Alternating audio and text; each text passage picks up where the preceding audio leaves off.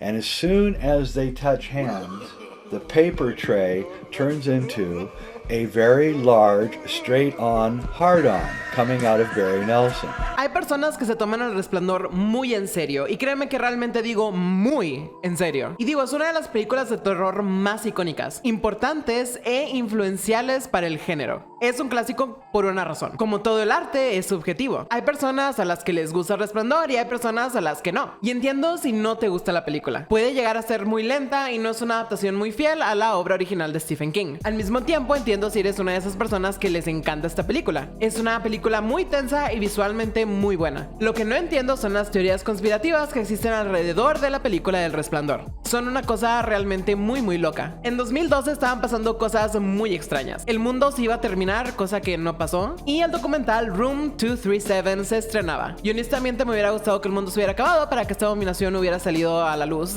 Es una tremenda atrocidad. Este documental reúne las teorías conspirativas más estúpidas jamás concebidas alrededor de la película El Resplandor de Stanley Kubrick, y las trata de tomar con la mayor seriedad posible, aunque sean las cosas más idiotas que has escuchado. Y mira, analizar películas es divertido, analizar el arte es divertido, pero siento que no debería ser una razón para que te internen en un psiquiátrico. Y es extraño porque no puedo pensar en otro cineasta cuyas obras se hayan analizado más que las de Kubrick, o más bien se hayan sobreanalizado más que las de Kubrick, porque esto le sigue sucediendo a Stanley Kubrick.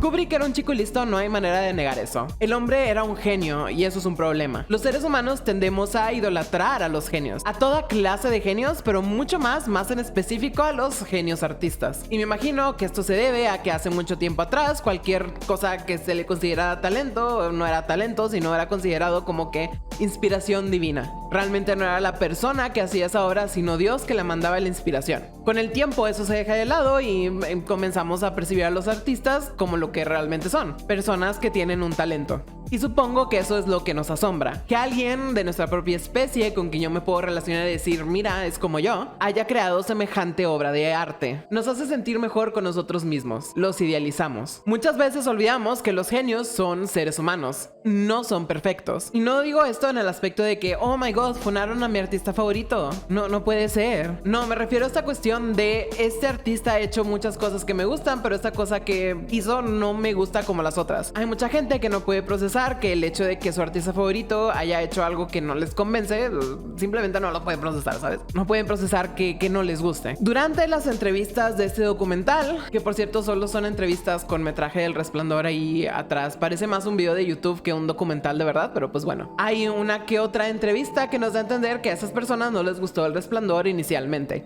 Then I went to see The Shining in 1980, and frankly, I didn't think that much of it. I thought the other Kubrick films that I'd seen were far superior. Y eso está bien, a muchas personas no les gustó cuando salió. Ya sea que estuviera adelantada a su época o que el terror como género sea uno que no ha sido muy apreciado a lo largo de la historia. Y está bien que esta película no te guste. Pero esto no es lo que está pasando aquí. Kubrick era un genio. Kubrick tenía 200 de IQ. Si yo no entender película de genio, yo no ser inteligente. Entender Kubrick yo sí cerebro. Es creer que el entender esta película realizada por un genio te convierte también en un genio. Porque si Kubrick es un genio y él la hizo, si yo la entiendo, por ende yo también soy un genio. Porque no es solo entender, es realmente entender. How come I saw this and a lot of other people didn't? ¿Tú crees que El Resplandor es una historia de fantasmas? ¡Patético subhumano! Yo sí entiendo el mensaje secreto que el genio de Kubrick quiso transmitir. Estas personas que nos van a exponer sus teorías más grandes acerca del Resplandor convierten la experiencia artística en una experiencia intelectual, o más bien en una experiencia meramente intelectual. Ahora, no quiero decir con esto que la experiencia artística no pueda ser una experiencia intelectual, solo que no es solo eso. Te da la sensación de que ver películas de Stanley Kubrick para estas personas es solo un ejercicio para estimular sus neuronas, para desumir en sus molleras. I'd never in my life envisioned that a movie could do what this movie was doing. and it was showing me things that I'd never seen, and it was intellectually challenging. No creo que haya algo más triste que ver una película para sentirte inteligente. Y mira, yo sé que esta persona no lo dijo ese plan, pero pues eso es básicamente la psicología del mamador. A todo esto también cabe agregar que Kubrick era un reconocido perfeccionista. Y ya con eso tiene la receta perfecta para crear las películas más sobreanalizadas de la historia. Y lo extraño es que muchas personas piensan que el director lo es todo en un rodaje. Y sí es cierto que el director es el que supervisa todos los departamentos, como el de arte, fotografía, etc. Pero no es el único colaborador. Hacer películas es un trabajo en equipo en donde muchas personas dan sus ideas que afectan al resultado final. No solo son las ideas del director, pero es muy difícil hacerle entender esto a una persona que no ha hecho un producto audiovisual. Y se nota bastante en este documental. Is a chair. And then there's a switch to a one shot of Wendy saying something. Hey, the weather forecast said it's gonna snow tonight. And then the camera switches back to Jack and the chair is gone. What do you want me to do about it? Continuity error? Could be. Or it's not. He's parodying horror films in order to remind you that this isn't just a horror film. Kubrick deja un error de continuidad para parodiar al género de terror y puedas entender que esta no es una película convencional de terror. ¿Qué? Kubrick era detallista. ¿Cómo es que este genio se pudo equivocar si era un genio? And the window is a powerful window. I mean, the light coming through there is glaring. It's like a character in itself. And there's something wrong with it. There's something wrong with it, and I think it registers as something wrong. This is an impossible window. It's not, it is impossible. It is physically impossible. It cannot be there. It should not be there. There's no place in the hotel for this window to exist. La ventana siniestra que aparece solo una vez en la película es un personaje en sí, porque si miras al exterior del hotel te darás cuenta que la oficina queda un poco rara y entonces esa ventana no puede estar ahí por la arquitectura. Por ende es algo intencional de Stanley Kubrick para que veas esa ventana y no se te puedas asustar o algo. A esto me refiero con que esta gente no sabe cómo se hacen las películas. El Resplandor fue rodada casi por completo dentro de un set, pero para el exterior se utilizó un hotel de verdad porque pues saldría muy caro construir todo un hotel para filmar solo unas cuantas tomas. Entonces estás comparando la arquitectura de dos lugares completamente diferentes y sorprendiéndote de que no tenga sentido, porque podemos estar 100% seguros que Stanley Kubrick no pensó que fueras a tratar de hacer unos planos con la arquitectura del lugar, pero creo que Kubrick no era tan inteligente como algunas de las personas en esta película. And Dopey isn't there. Now, again, continuity error? I don't think so. I think what Kubrick is saying is that before, Danny had no idea about the world. And now he knows. He's no longer a dope about things. He has been enlightened. El sticker de tontín que desaparece por error de continuidad de una toma a otra es para simbolizar que Danny ya no es un tontín a la fea realidad del mundo. ¿Qué significan entonces los stickers de Snoopy? O del Cuervo? O el de Minnie?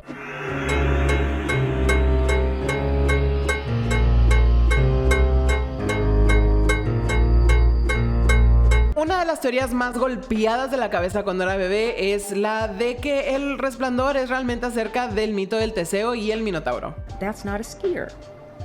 That's a minotaur. La idea base de esta teoría, o al menos como la presenta el documental, es que un póster puede dar la impresión, si te metes suficiente foco, de que más o menos puede ser un minotauro. Aunque es extraño, es muy extraño que el documental lo quiera presentar de esta manera. Esta teoría más que nada parte del laberinto que hay en la película, cosa que hay que añadir no está presente en el libro. Se usan plantas con formas de animales para atacar a Danny, pero por falta de tecnología no se logró hacer y lo decidieron cambiar por el laberinto. Ahí está la explicación de por qué hay un laberinto en la película. Pero si hay un laberinto en la película, creo que hay que buscar una referencia, porque si hay un laberinto no puede ser que solo haya un laberinto ya. Entonces, ¿cuál es el laberinto más famoso? El del Minotauro. Entonces tratemos de encontrar lo que sea que nos pueda dar indicios de esto. La parte superior del cuerpo es muy voluminosa y luego hay un esbozo de un bastón de esquí.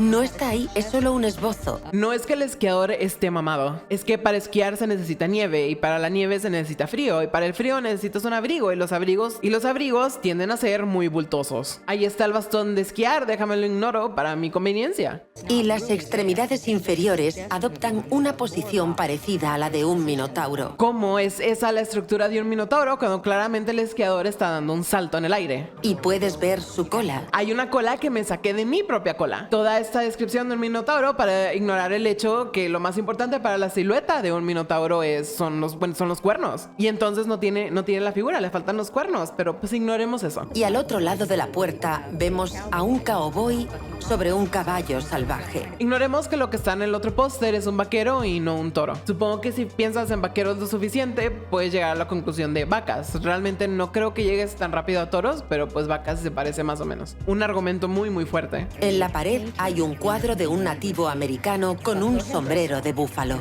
Los búfalos tienen cuernos, supongo, entonces supongo que se asemejan a un toro. ¿Sabes qué también tiene un cuerno? Un unicornio. Que había en el póster del vaquero un caballo.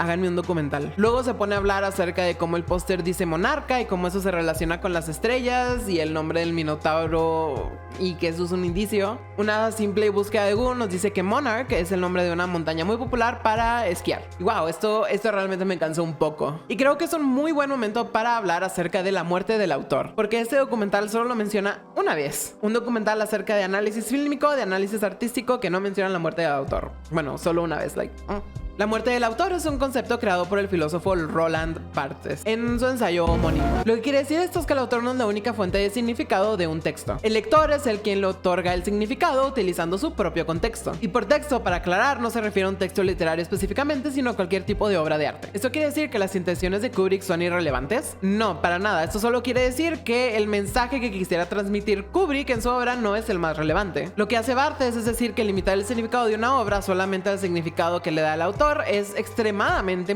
limitante. Es altamente restrictivo a la interpretación de una obra de arte. Esto se debe a que no todas las personas que vean una película van a tener el mismo contexto del autor y van a deducir el mismo significado. Por ende, ya que a nuestro cerebro le encanta buscar patrones en cualquier cosa, el espectador encontrará pistas para darle a cada quien un significado diferente, depende de sus vivencias. Y esto da paso a la muerte del autor, figurativamente hablando, donde el autor pierde la autoridad sobre su texto al momento de lanzarlo al mundo. Buenos ejemplos de esto son la novela de Lolita. Solo basta con escuchar la canción de Belinda para entender que mucha gente le da el significado opuesto a lo que realmente la novela quiere decir. Películas como Fight Club, American Psycho, Joker, Gone Girl y hasta Midsommar han sido mal interpretadas por muchas personas de su fandom. Y menciono mal interpretadas entre comillas, porque aunque Fight Club no sea acerca de lo cool que es ser hombre y golpear a tus panas, mucha gente sí lo ve así. ¿Y es culpa de esa gente? Sí y no. Al final del día nosotros vemos lo que queremos ver en una película e interpretamos a como nuestro contexto nos lo permita. ¿Esto quiere decir que analizar películas es inútil? No, el análisis de películas no existe solo para encontrar una explicación de, por ejemplo, si el trompo de Inception se cayó o no. Muchas personas creen que es acerca de encontrar una explicación a algo y se ponen a ver una película como si fuera un acertijo o como si fuera un libro de texto que te está tratando de explicar cómo despejar un binomio. Pero en realidad el análisis fílmico sirve para explorar diferentes lecturas en la película basadas en el contexto de la persona que escribió dicho análisis. Entonces el análisis fílmico no es tanto descifrar si el trompo cayó o no, y más acerca de descifrar por qué no es importante saber si el trompo se cayó o no. Sé que algunas personas se lo preguntarán y creo que es porque el personaje de Leonardo por fin pudo verle la cara a sus hijos. Eso quiere decir que ya tuvo como que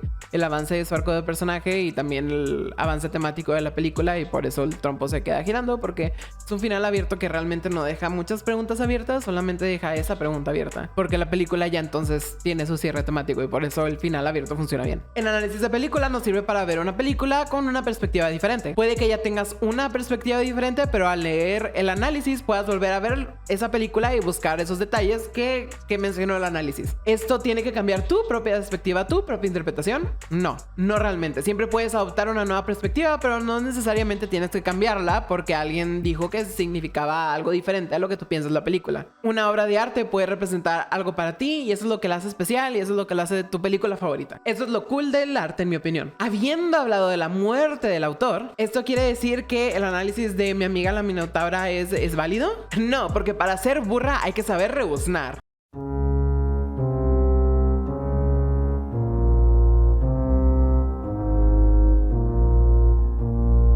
Otra de las teorías con más déficit de ácido fólico es que El Resplandor es realmente acerca de la Segunda Guerra Mundial, más específicamente los horrores del Holocausto. Esta es otra teoría que cuelga de un pequeño y minúsculo hilo, y es que la máquina de escribir que usa Jack es de una marca alemana, y al parecer también está el hecho de que hay un suéter en la película con el número 42, cosa que el entrevistado dice que está en todas partes, pero realmente solo en ese suéter. Obviamente también sin contar el hecho de que la habitación más icónica de la película es 237, y si multiplicas 2 por 3 por 7 te va a dar de que 42. 1942 siendo el año en que la Segunda Guerra Mundial no comenzó, y también siendo el año en el que tampoco terminó la Segunda Guerra Mundial. Solo es un año en que estaba pasando la Segunda Guerra Mundial, es todo. El argumento aquí es que si tienes un historiador, le das una máquina de escribir alemana y le pones el número 42, ni siquiera 1942, solo el número 42 enfrente, lo primero que va a pensar es en la Segunda Guerra Mundial. Y si te preguntas qué tiene que ver la máquina de escribir alemana, es porque se hacían muchos listados en esa época. Esa es la lógica. ¿Por qué una máquina de escribir alemana?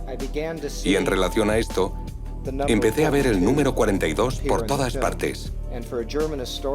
A un historiador alemán, el número 42 y una máquina de escribir alemana le hacen pensar en el Holocausto. Literalmente este es el único tren de pensamiento que un historiador puede tener cuando mencionas una máquina de escribir alemana y el número 42. Altamente improbable que este historiador se quede confundido o que piense que eres un chico random XD que ve mucho a iCarly. No me pondré a contar cuántos minutos en pantalla sale el número 42 o la máquina de escribir, pero El Resplandor es una película de más de 2 horas si no me equivoco, con muchos elementos y props. Para analizar películas es necesario pensar desde lo más general hasta lo más específico. La película tiene que sustentar el análisis. Es por esa misma razón que la teoría del Minotauro junto con esta no funcionan del todo. Estamos utilizando uno o dos pequeños elementos que aparecen en la película para dar un significado completo al largometraje. Es muy estúpido. No solo eso, y creo que esa es la parte más importante de destacar de todo esto, que estaba deteniendo a Stanley Kubrick de hacer una película acerca del Minotauro o de la Segunda Guerra Mundial. La Segunda Guerra Mundial no es un tema tabú. Hay demasiadas películas que tratan acerca de esto. ¿Por qué leer El Resplandor y pensar, wow, esto sería una muy buena alegoría del Holocausto? De hecho, güey, la lista de Schindler es realmente acerca del Resplandor.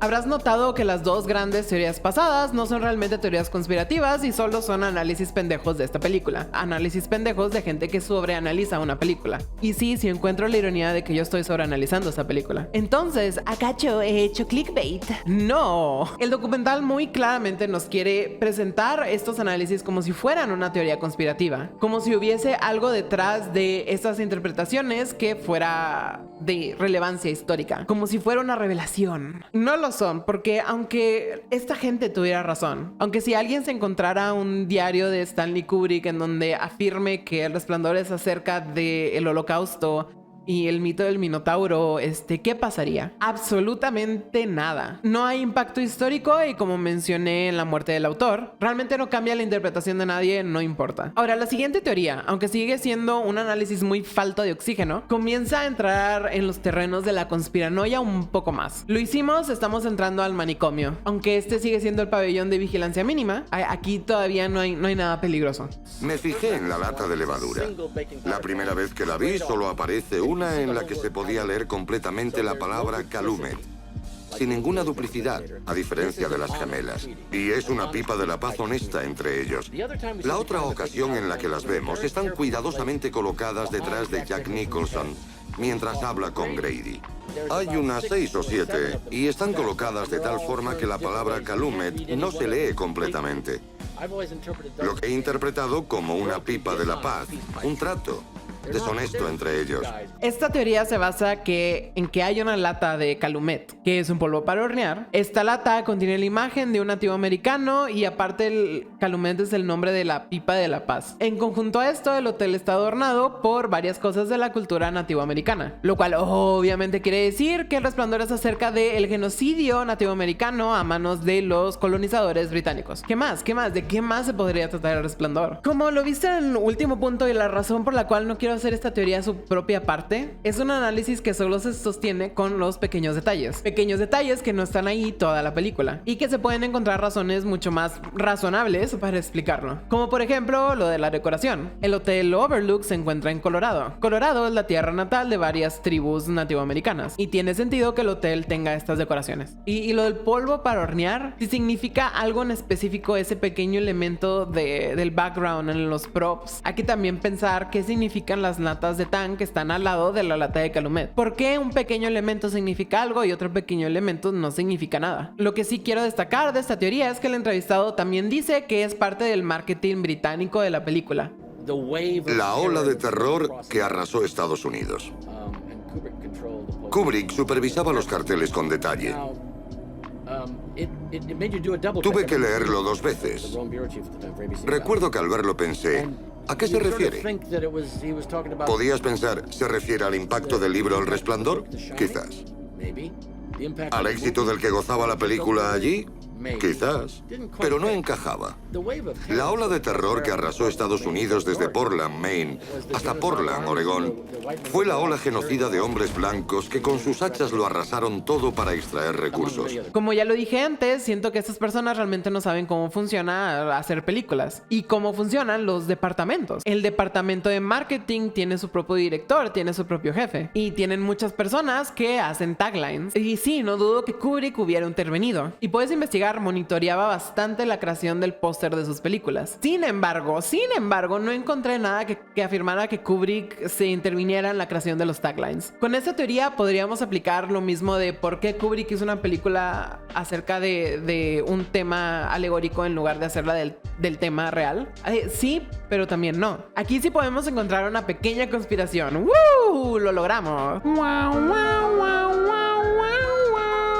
Y es que a Estados Unidos, y bueno, a cualquier país colonizado que ha hecho de lado a las personas nativas, no les gusta reconocer que los métodos para hacerse de esa tierra no fueron pacíficos. No les gusta decir la palabra genocidio. Y ni siquiera estoy seguro yo que pueda decir la palabra genocidio en YouTube. Aquí tenemos algo. Tenemos un impedimento. Si Kubrick hace una película del genocidio nativo americano, pudo haber molestado a alguien. Pudo haber molestado al conservador blanco que cree que esas son sus tierras. Que él es nativo porque nació ahí. Puede interrumpir el status quo. Sobre todo porque investigando me di cuenta que realmente no hay muchas películas que hablen acerca de este tema con la sinceridad que se merece. No hay ninguna película mainstream que toque estos temas. Y si los toca es como la película Pocahontas, que cuenta una historia real de la manera más tergiversada posible para hacer ver al hombre blanco como el héroe. Avatar, que podríamos decir es una metáfora, también tiene al hombre blanco siendo el héroe y danza con lobos, etc. Pueden hablar de la colonización siempre y cuando el status quo permanezca igual. ¿Esto hace que el análisis tenga validez? Fuck no.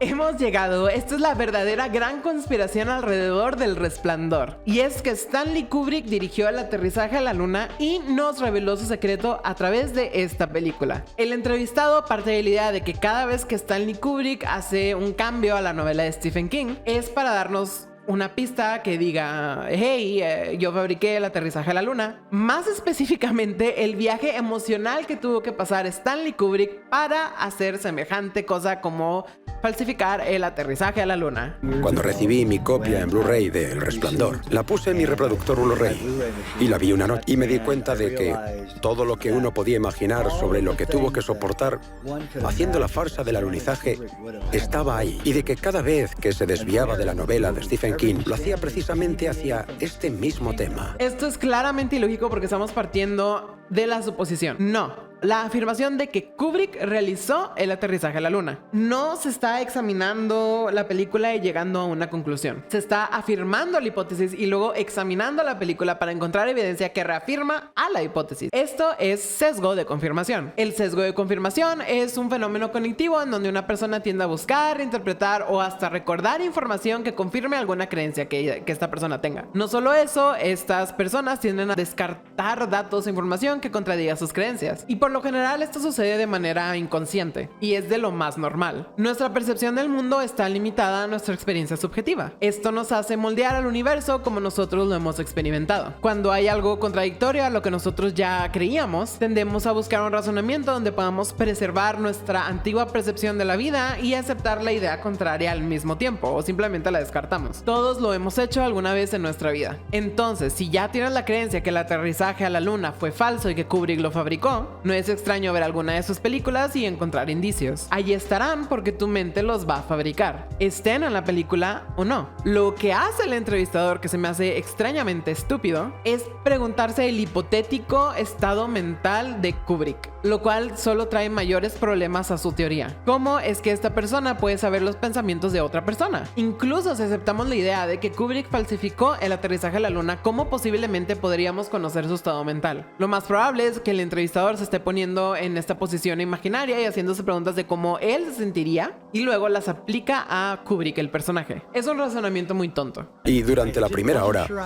no estaba seguro. No sabía si estaba traspasando la línea de lo que quería ver con lo que realmente estaba viendo. El entrevistado se pregunta si solo estaba viendo lo que quería ver. Se ha preguntado él mismo si está analizando la película bajo su propio sesgo de confirmación. Pero luego sucede. Pero entonces, tras unos 58 minutos, aparece la famosa escena en la que Danny está jugando con sus camiones y se levanta con el jersey del Apolo 11 despegando. El suéter del Apolo. Otro pequeño detalle que se utiliza para darle un significado entero a la película. Quiero recalcar lo que dice el entrevistado aquí, que por el minuto 58 sucede la escena del Apolo, ¿no? Adivina en qué minuto sucede esto en el documental. En el minuto 57:30.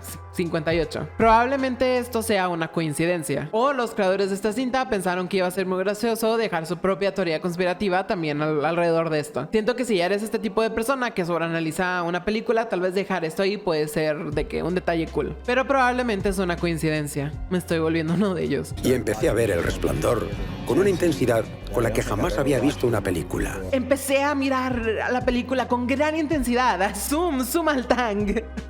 Extrañamente, esta teoría pasa del aterrizaje a la luna siendo falso a la esposa de Kubrick lo molestaba por trabajar. Y yo en lo personal creo que esto está allí en la película para hacer ver a Jack más como el típico padre abusivo con la esposa que lo irrita. Pero pues es la esposa de Kubrick, supongo. Aparte, estamos asumiendo que la esposa de Kubrick descubrió su gran misión secreta. El documental entonces nos explica que se cambió el número del cuarto del hotel del 217 al 237, ya que el hotel en la vida real sí tiene el número 217 y pensaron que la gente no se querría hospedar ahí porque pues le daría miedo. Le pidieron a Stanley Kubrick que lo quitara. Tú sabes, algo razonable. Esa afirmación es falsa. Stanley mintió. Esa no es la razón por la que cambió el número de la habitación 217 por 237. La razón de que cambiase el número es porque la habitación 237 en la película representa el decorado del alunizaje en el que trabajó. Esto es muy obsesivo. Sí hay un cuarto 217 en este hotel. Por lo que vi en internet, mucha gente se queda en esa habitación porque es de la película. Hasta hay una carta escrita a Stanley Kubrick pidiéndole el cambio. Podría hablar al hotel para confirmar esto, pero no sé cuánto me vayan a cobrar, así que cree lo que tú quieras. O habla al hotel tú y averigua y me dices. Me encanta que no hay pruebas de nada, solo está la afirmación. Digo, así funcionan las creencias. Eso lo entiendo. Pero ¿cómo puedes escuchar eso y no preguntarle a este güey que está hablando? ¿Cómo sabes? Que la distancia media entre la Tierra y la Luna es exactamente de 237.000 millas.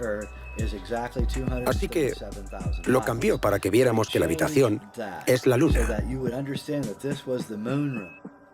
Ahora, la distancia entre la Luna y la Tierra son 238.855 millas. Pero estamos cerca, no realmente 237.000. Está más cerca del 239 que el 237. Pero a nosotros nos gusta estar en lo incorrecto. Porque dice que la distancia entre la Luna y la Tierra son exactamente 237.000 millas. Exactamente.